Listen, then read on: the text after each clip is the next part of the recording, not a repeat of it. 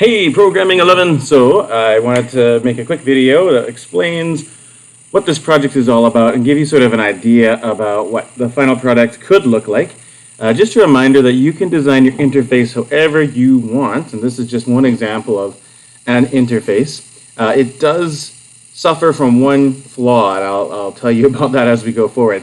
But here's an example of a program that you could make if you can't think about your own design or whatever. You just that's not your strength. That's okay. You can borrow this design too, but it's also a chance for you to have some creativity and make a cool design and make it look awesome. So please feel free to experiment if you wish to.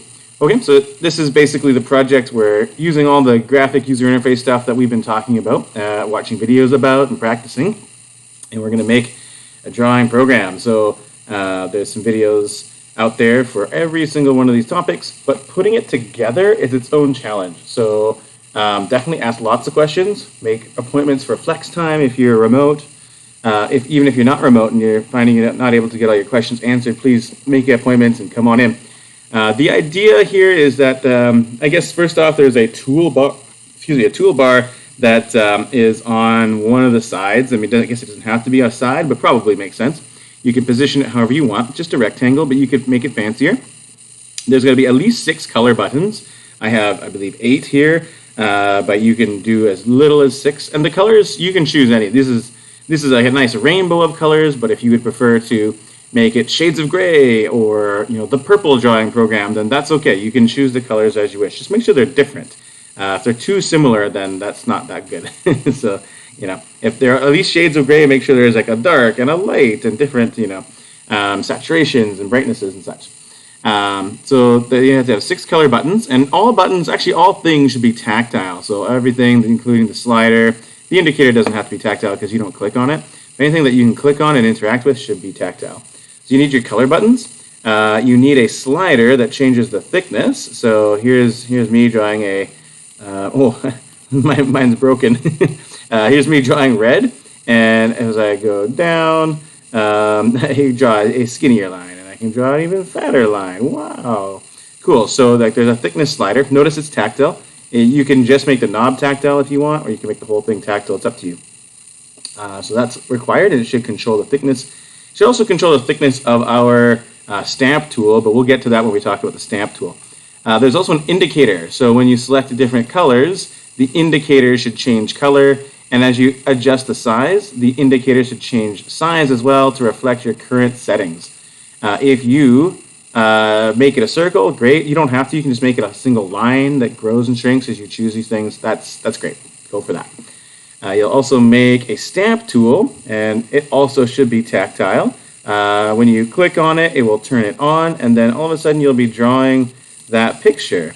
You can make some creepy, weird worm things if you wish.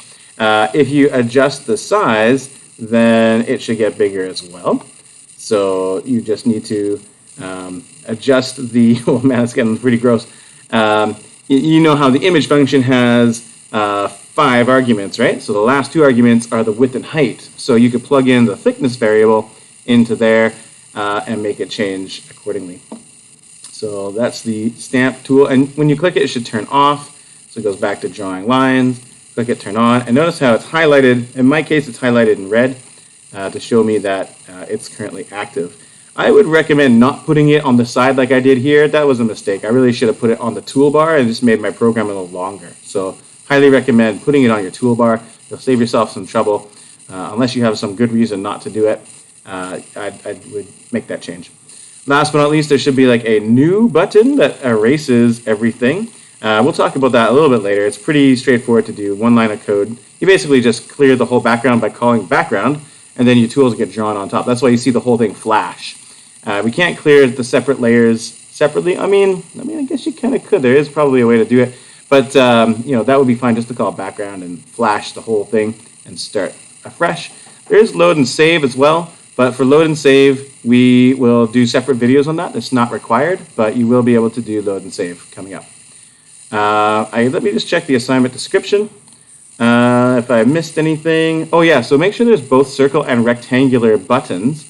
As it is right now, I only have rectangular buttons, so I'm not getting 100% on my own project. So don't make that mistake. Make sure there's at least one circular and one rectangular button.